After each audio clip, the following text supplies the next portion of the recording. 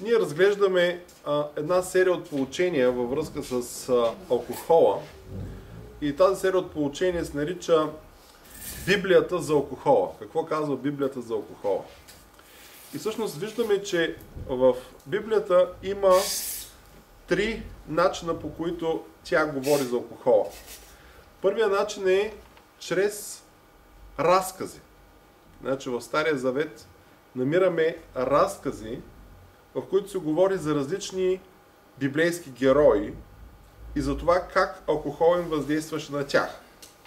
И това беше всъщност първото поучение, в което говорихме, като започне от Ной, който не можа да устои на алкохола, макар че устоя на потопа, за Лот, който също устоя на Содом и Гомор, но не можа да устои на алкохола, и за други божии герои след това, някои от които дори бяха убити, когато бяха пияни, като Авесалом, и за цар Асуир, който, когато беше пиян, неговото пиянство, неговото напиване стана причина да се раздели с жена си. Така че Библията разказва тези примери. Тези разкази са примери. И в Новия Завет има един стих, който казва, че всичко, което се случи с старовременните хора, или с тези, които живееха в Стария Завет, ги улучи или се случи с тях за примери за нас, върху които са достигнали последните времена. Така че от това, което Библията говори като разкази, ние трябва да си вземем поука. Затова са тези разкази в Божието Слово, за да може ние да не повтаряме техните грешки. Защото, разбира се, човек най-добре се учи от опита си, обаче по някой път, докато се научиш, и може да си отидеш от този свят. Затова вместо да се учим от собствените си грешки, ние трябва да видим грешките на другите в тези библейски разкази и да си вземем бележка и да не ги повтаряме. Освен с разкази, Библията говори за алкохола с строги предупреждения. И миналия път ние говорихме за тези предупреждения, особено в книгата Притчи, 23 глава, за това какво се случва с тези, които се бавят около виното, тези, които отиват да вкусят.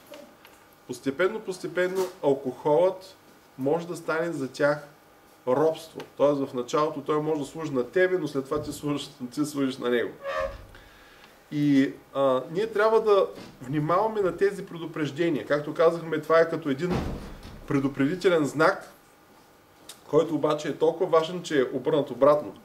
Дали, както този знак пресичане на път с предимство, ако ти не вземеш предвид и тръгнеш натам, може да бъдеш пометен от някое превозно средство. Затова ние трябва да обърнем внимание на тези предупреждения, които намираме в Божието Слово. Тоест Библията ни говори за алкохола чрез разкази, Библията ни говори за алкохола чрез предупреждения и на трето място Библията ни говори за алкохола, като ни дава подробни инструкции по отношение на алкохола. И тази сутрин ние ще говорим именно за тези инструкции, т.е. какво ние да правим с алкохола. И виждаме, че обикновено в древен Израел тези, които трябваше да се въздържат от това да пият, бяха водачите. Ако ти искаш да бъдеш водач, ако ти искаш да бъдеш лидер, ако искаш да бъдеш човек с влияние, то трябва да стоиш далеч от алкохола. Например, на свещениците, които бяха водачи по отношение на хората към Бога, не им беше позволено да пият докато служат. В Левит 10 глава 9 стих се казва, когато влизате в шатъра за срещане, да не пиете вино или спиртни питиета, ни ти, ни синовете ти с тебе, за да не умрете. Това ще бъде вечен закон във всичките ви поколения. Така че, когато идвате на църква, моля ви се, не идвайте пияни.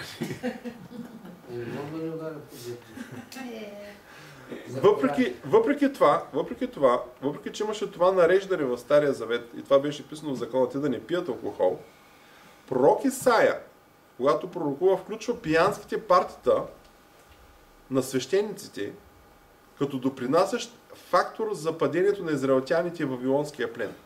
Те отиват в плен, защото не внимават на тези инструкции и пророк Исаия казва в Исаия 5 глава 11 и 12 стих: горко на уния, които подраняват сутрин, за да търсят спиртно питие, които продължават до вечер, докъдето ги разпали виното. И сарфа и псалтир, стъпанче и свирка, и с вино са техните огощения, но не се взират в делото Господно, нито са внимавали на действието на ръцете. И малко по-нататък в същата глава, 5 глава 22 стих, Исаия добавя: горко на уния, които са юнаци да пият вино и силни да подправят спиртно питие. Тия си варят домашна ракия. Фактически много свещеници и пророци толкова често са били пияни, че не са можели да изпълняват възложените им от Бога отговорности. В Исаия 28 глава 7-8 стих се казва: но и тия, става въпрос за свещениците, се побъркаха от виното и се заблудиха от спиртното питие.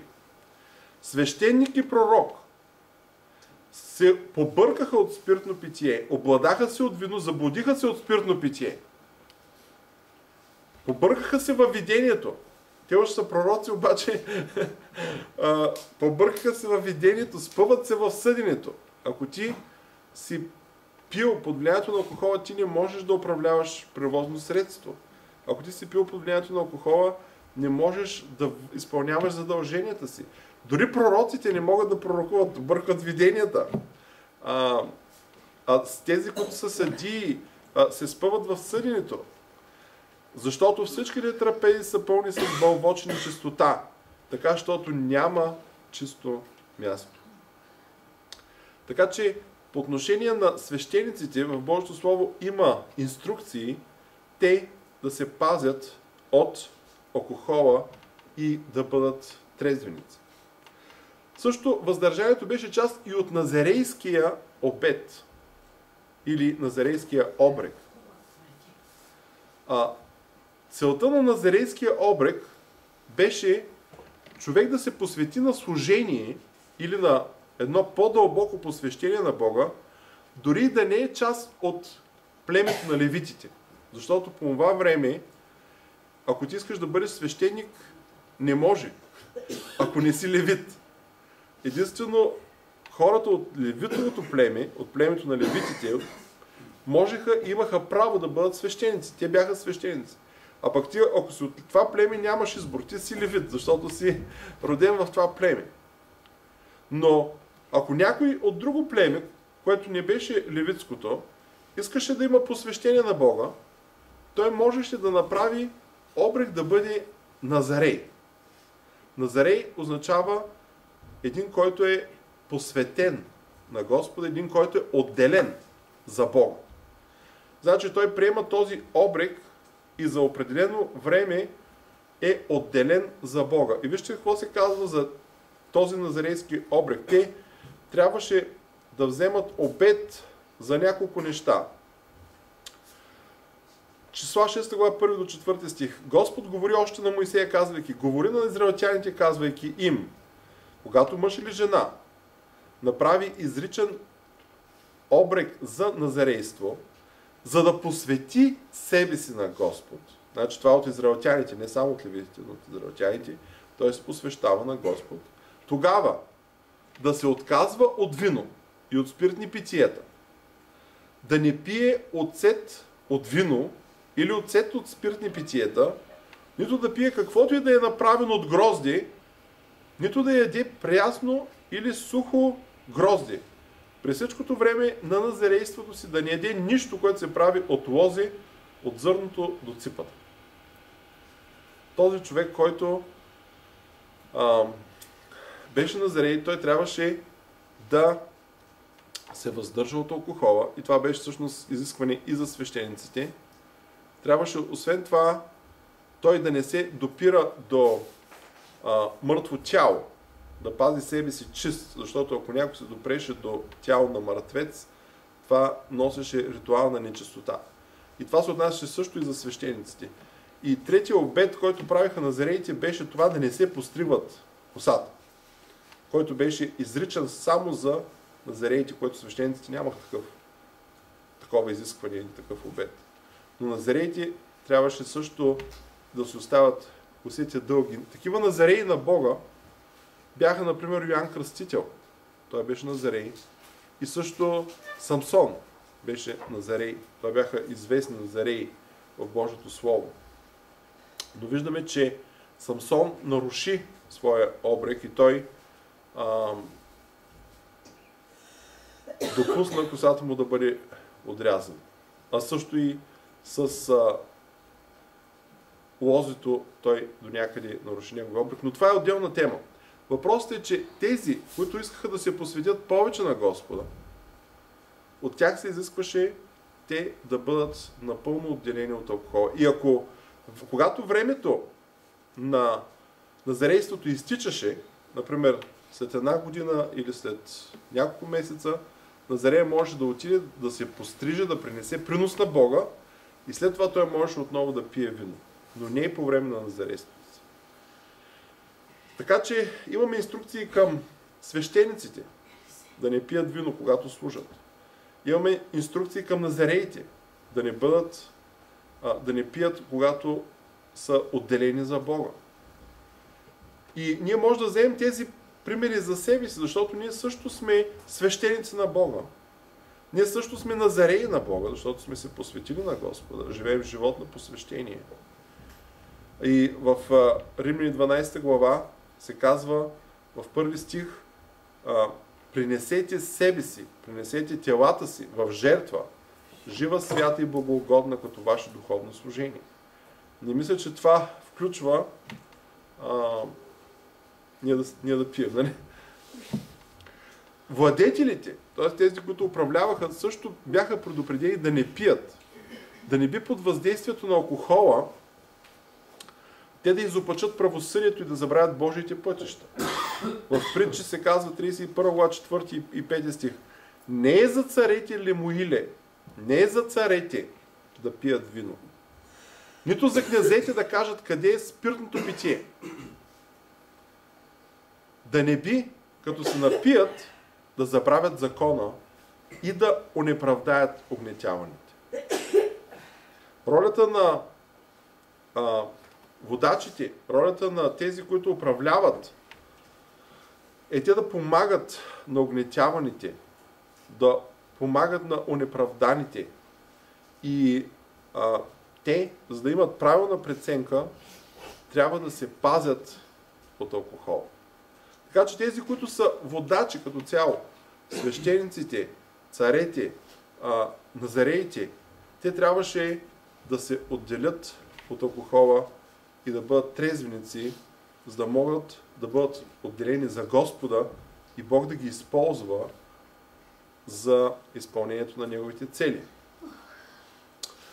В Новия Завет пиянството, не е пиенето, но пиянството. Миналия път ви казах, че има разлика между това да пиеш и да бъдеш и да се напиеш. И разликата е в това. Разликата, миналия път ви я казах, че ако човек пие повече от едно питие, той вече е в риск да се превърне в алкохолик. Значи едно питие означава 16 мл алкохол да има в питието. Алкохол имам предвид етанол, чист спирт. Тоест, ако примерно ракията е 40%, едно малко, 50 мл е границата. Ако ти пиеш повече от едно малко, вече си в опасност. На риск, ти си в риск. Не съм съгласен. Аз казвам това, което казва Световната здравна организация. Те казват така: има две опасности. Едната е, ако пиеш всяка вечер по малко, ако пиеш повече от 5 пъти в седмицата, дори по едно малко, ако пиеш 6 дни в седмицата тогава ти си на границата да се пристрастиш.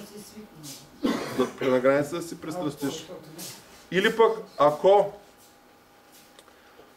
ти пиеш не всяка вечер, но пиеш веднъж, ама по много, тогава също ти си на границата да се превърнеш в алкохолик. Има граница. И Библията, Новия Завет, пиянството, говоря, тези, които вече са пристрастени към алкохола, се среща в почти всички списъци с пороци. В Лука 21 глава 34 стих се казва: но внимавайте на себе си, да не би да натегнат сърцата ви от прияждане. Прияждането също е грях. Той е, може би, най-широко разпространен християнски грях. Защото християните ние казваме, ние няма да пием, обаче може да се прияждаме. Но прияждането също е грях. Прияждане, пиянство, ето го пиянството, и житейски грижи, и да ви постигне оня ден внезапно като пример. Като християни ние трябва да бъдем будни и трезвени и да се предаваме на молитва, защото не знаем кога ще дойде Господ. И затова трябва да бъдем винаги готови да го посрещнем. Това са думите на Исус. След това апостол Павел изброява голейджийството и опиването заедно с грехове като разврат, поход, къвги, блудство, пожелание, идолопоклонство, клевета, грабителство и завист. В Римляни 13 глава 13 стих казва се: както в бял ден, нека ходим благопристойно, не по пирование и пиянства, не по блудство и страстолюбие, не по крамоли и зависти. Също той, апостол Павел, предупреждава вярващите да изключат от общението си хора, които наричат себе си християни, но въпреки това продължават да постоянстват в греховното си поведение. Тоест, ако някой си казва: за мен не е проблем да ходя на църква, ма ще си пия, и той продължава в това пиянство,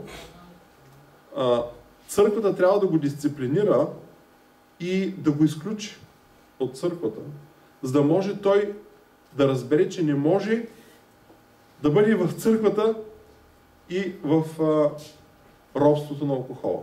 Вижте какво казва апостол Павел. 1 Коринтияни 5 глава 11 стих.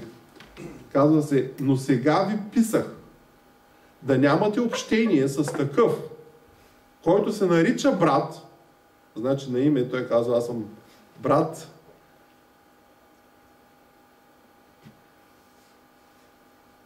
С такъв, който се нарича брат, а е блудник, или сребролюбец, или идолопоклонник, или грабител, значи разбойник, или пияница, или хулител. С такъв даже да не ядете заедно. Значи, ако някой, който е бил такъв и той мисли, че той може да влезе в църквата и да продължава със стария си живот, апостол Павел казва: въобще не си помислите такова нещо. След като си станал християнин, не можеш да продължиш да постоянстваш в предишното си греховно поведение. Човек трябва да се променя с силата на Святия Дух.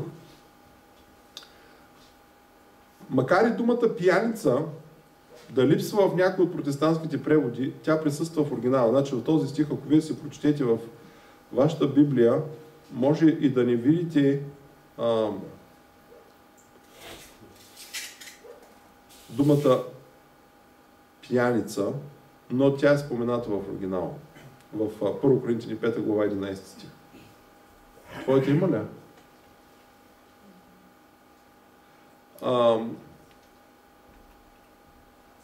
В Галатяни 5 глава 19 до 21 стих апостол Павел включва пиянството към делата на плътта. И там той казва: а делата на плътта са явни. Те са, и той ги изброява: блудство, нечистота, сладострастие. Тоест това всичко са извънбрачни връзки. Идолопоклонство, чародейство. Тук се включват греховете на окулта, тези, които ходят при гледачки и такива неща. Вражди, това вече са грехове на взаимоотношенията. Вражди, разпри, ревнования, ярости, партизанства. Думата партизанство означава съперничество, когато ние се конкурираме с някой.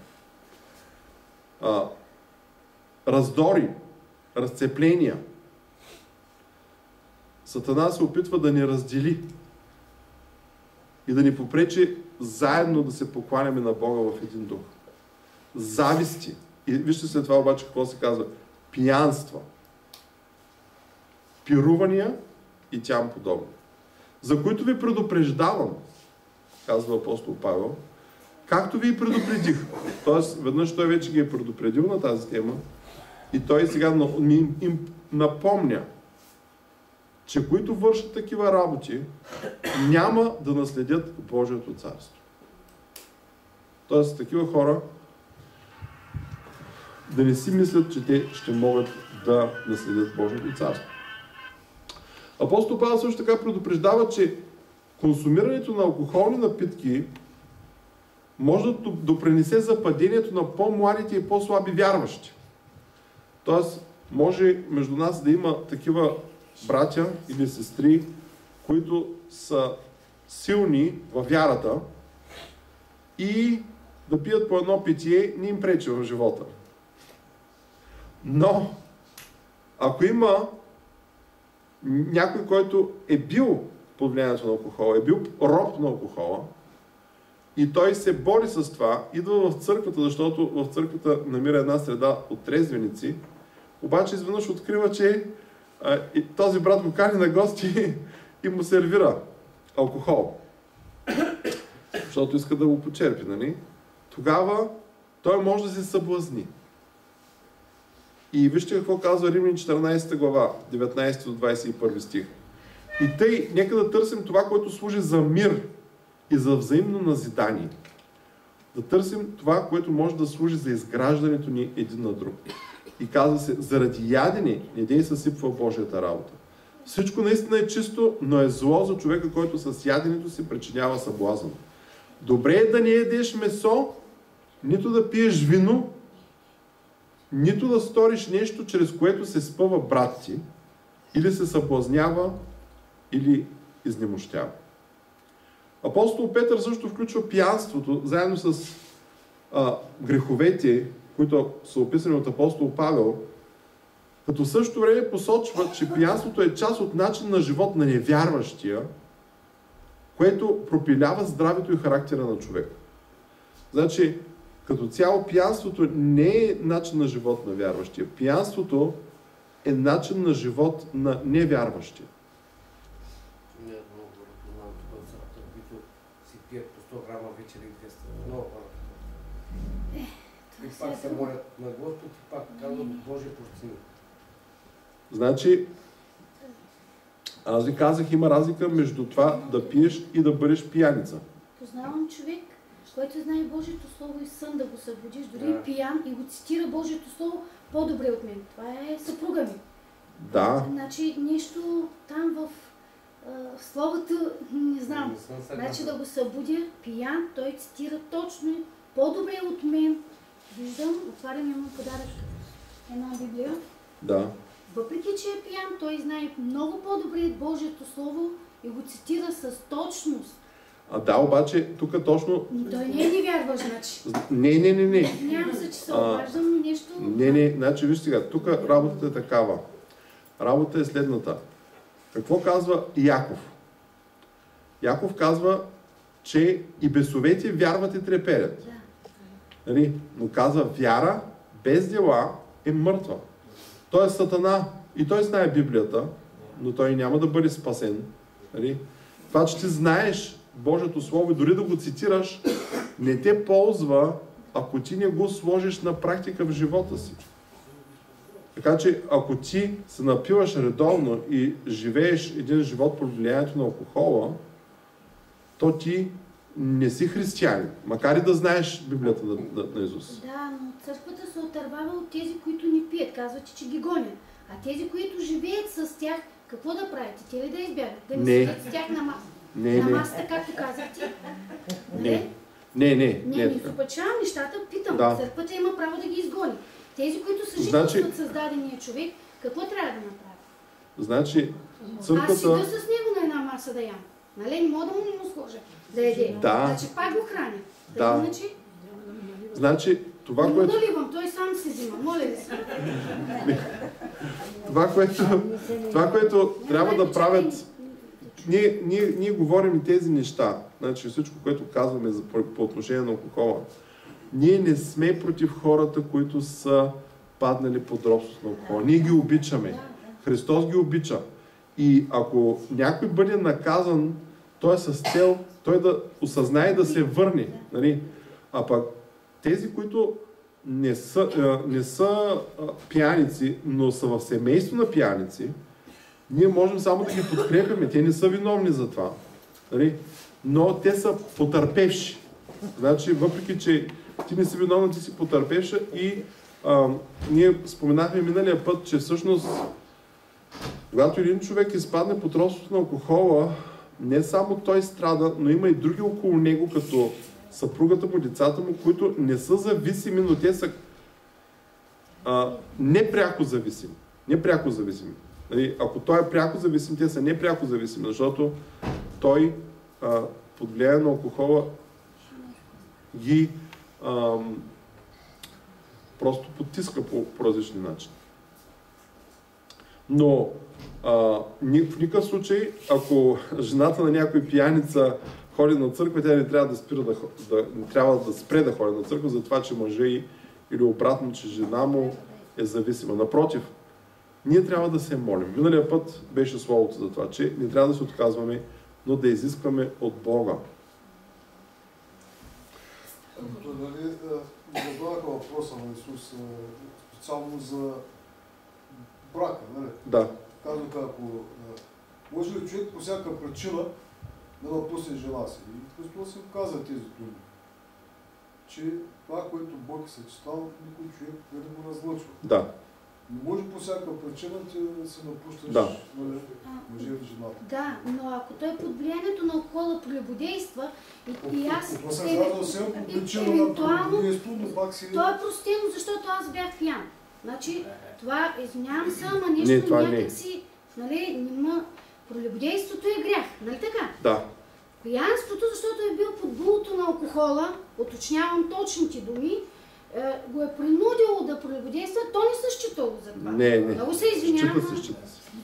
Счита се. И ние като християни трябва да прощаваме, нали така? Ние трябва да прощаваме, но ако в случая, че има прелюбодейство, тогава прелюбодейство може да бъде повод за развод. Ама не, то беше по... Дори под влиянието на алкохола пак имаш право, въпреки че ако желаеш, можеш, разбира се, да продължиш да живееш с този човек. Извинявайте, че прекъсвам. Да. После има вино. Например, някой ми е донел 5 кг вино и аз не го пия това вино.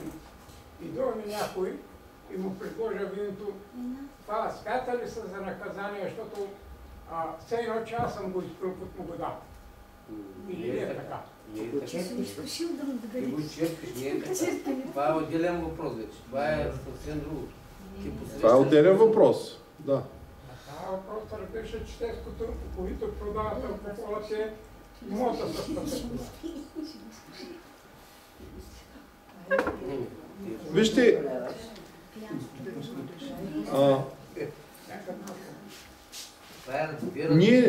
ние искаме да гледаме най-вече за себе си. Сега, другите хора дали ще се спасят или няма да се спасят, Господ е сърцеведец, Той знае сърцата, Той ще прецени.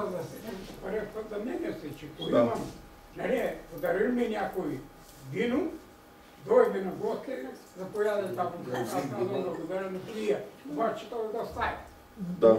Дам бе на някой друг. Имам ли наказанието да съм го дал или не? Зависи дали сърцето ти те осъжда или не. Ако съвестта ти те осъжда, значи имаш. Съвестта ти осъжда ли та? Съвестта ти осъжда ли та? Тогава имаш грях. Аз не съм му дал това вино. Еми хубаво, значи щом не си му го дал, не му го давай. Еми аз ти отговарям. Вижте какво се казва. Не, виж, просто ние трябва да знаем това, че невярващите знаят по-добре какво ние вярващите трябва да правим. И невярващите ни казват, ти що пиеш, бе, нали си вярваш? Нали?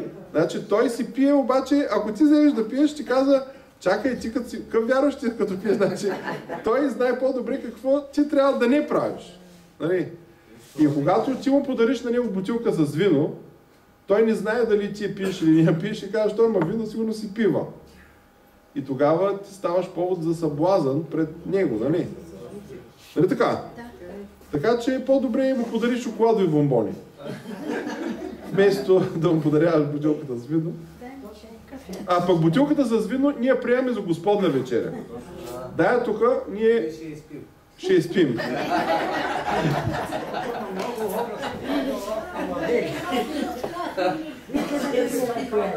Еми за Господна вечеря ние разделяме на 50 човека. Обаче той ми каза, ти му казваш, че тя да ни пили. И остатъка се връща. И ще. Казва, аз много виката, още сега да се говоря, виката. Значи, това е друг въпрос. Значи, това е друг въпрос, който е свързан с спасението и с законничеството. Значи, ние не се спасяваме заради това, че не пием алкохол. Ние се спасяваме заради вярата си в Исус Христос. Нали? И ние не поставяме условия на хората те да спрат, да пушат и да пият, за да дойдат на църква. Не. Исус каза, елате при мене всички, които се труите, сте обременени, елате, дори да пиеш, ела на църква, дори да живееш незаконно, ела в църква, Исус те приема, Исус те чака. И Бог, когато ти новороди, промяната ще стане отвътре, не ти със собствени сили. Значи това е разликата между християнството и всички останали религии. Че другите религии ти казват какво да правиш и какво да не правиш, а Исус ти казва, аз вече съм го направил за теб, аз съм умрял на кръста, понесъл съм греховете ти. И като дойдеш при мене, аз ще ти дам Святият си Дух и Той има освещаваща сила, за да ни помогне да бъдем свободни. Защото това, което Бог иска е да бъдем свободни. Ако ти си бил роб на нещо, да бъдеш свободен от него. И вижте какво казва тук апостол Петър. Той казва така. Защото доволно е миналото време. Когато сте живеели така, както желаят да живеят езичниците. Значи невярващите езичниците, те желаят да живеят по този начин. Значи последното не мога да не го спомена за това кой спечели Big Brother. Най-големия пияница спечели Big Brother. Защо? Защото езичниците харесват такъв начин на живот. Нали? Обаче, ако ти си християнин, не може точно да спечели Big Brother. Нали? Защото доволно е миналото време, когато сте живели така, както желаят да живеят езичниците, като сте прекарвали в нечистоти, в страсти, в винопийства, в пирования, в опивания и в омразните идолослужения. Значи в древността тези опивания и злоупотреби с алкохол са били свързани с поклонение на идолите. Относно това, те и се чудят и ви хулят. Значи невярващите се чудят на нас и ви хулят, за гдето не тичате с тях в същата крайност на разврат. Те няма да ни харесват и те ще ни хулят, те ще казват, ти си слаб, да. Вижте, поканят тук някъде, която го сложат напред и я ще пи. И аз ще пи, но не се напивай. И не приеждай. И не прияждай, да. Той имаме въпроса, че трябва да не пусваш никак. Защото едната чашка вика другата. Да, тогава не идея да кусваш. По-добре. Става въпрос, че пиши. Става въпрос за това, че те могат да ти сложат да пиеш, ма не се казва да сложат при тебе вино, те могат да ти сложат сок, могат да ти сложат кока-кола, могат да сложат нещо безалкохолно. Не се казва, че ти сложат да пиеш непременно алкохол. Да се напиваш, да можеш да вариш. Еми да. Така че в светлината на тези думи изглежда странно някои модерни християни да оправдават пиенето и пируването с личната си свобода. И накрая завършвам с това, че Библията не унижава хората, които са в беда. Хора, които са под влиянието на алкохола, в определен момент те си го осъзнават и започват да търсят изход от тяхната ситуация, защото виждат, че това е нещо много тежко. И ние не ги осъждаме, но ние ги насърчаваме да се освободят. Има начини за освобождение от различни зависимости и Исус Христос е освободителят. Между нас има хора, които са били сериозни пиячи и са пиели не по едно малко, са пиели по едно шише и по две шишета, нали? Но Бог ги е освободил. Това е чудо, защото едно от нещата, които ми направи впечатление, когато изучах този въпрос, беше, че зависимостта от алкохола, т.е. глада, който изпитва алкохолика за алкохол, е почти толкова силен, колкото един наркоман изпитва към наркотика. Значи много е силно, значи колкото глада и колкото жаждата, толкова е силен глада за алкохол, ако ти си алкохолик. Но въпреки това, Бог е освободил такива хора и те са между нас. Слава на Бога! Те са били освободени от Исус Христос, от тяхната зависимост и сега се радват на свобода от порока и присъствието на Святия Дух в живота им. Нека обаче да си вземем бележка за това, което Библията говори за алкохола. Разказите за трагичните последствия от злоупотребата с алкохол в Стария Завет, предупрежденията за опасностите от употреба на алкохол в притчи и пророците и инструкциите да живеем свободни от пиянство и опивания, които намираме както в Стария, така и в Новия Завет, както по отношение на хора, които са в лидерски позиции, така и на вярващите. Нека да се помолим. Боже, благодарим Ти за Твоето Слово. Благодарим Ти, че Ти си благ. Благодарим Ти, че Ти си добър. И ние Те молим, Татко, Ти да ни помогнеш, ние да живеем в Твоята свобода. Господи, Ти желаеш да бъдем свободни от всеки порок. Ти желаеш да бъдем свободни както от блудство, нечистота, сласт, така ние да бъдем свободни и от алкохола, да бъдем свободни от наркотици, да бъдем свободни от всякакви зависимости. Ти желаеш да имаме свобода, Господи. Боже, Ти желаеш да бъдем свободни, за да Ти служим, да бъдем свободни, за да бъдем посветени на Тебе, да бъдем свободни, за да можем да помагаме на другите. Молим Те, Господи, помогни да вземем на сериозно и да размислим върху разказите, да размислим върху предупрежденията и върху инструкциите, които намираме в Твоето Слово. И нека те да ни пазят да живеем живот на свобода в Твоето Слово и с Твоя Дух. А тези, които са паднали по тази зависимост, Господи, ние Ти молим за тях. Ти да ги освободиш. Господи, дай им да осъзнаят, че макар и да могат да цитират Библията, това не ги прави те да бъдат християни или да бъдат спасени. Защото Твоето Слово ясно казва, че такива хора няма да наследят Божието царство. Но Те молим, Господи, за тях. И особено Те молим за тези, които живеят с тях. И да им дадеш сили, мъдрост, търпение, да могат да се справят с тази ситуация, защото това е проблем не само на човека, който е зависим, но и на цялото му семейство. Молим Те, пази ни и Ти ни помагай в името на Исус. Амин.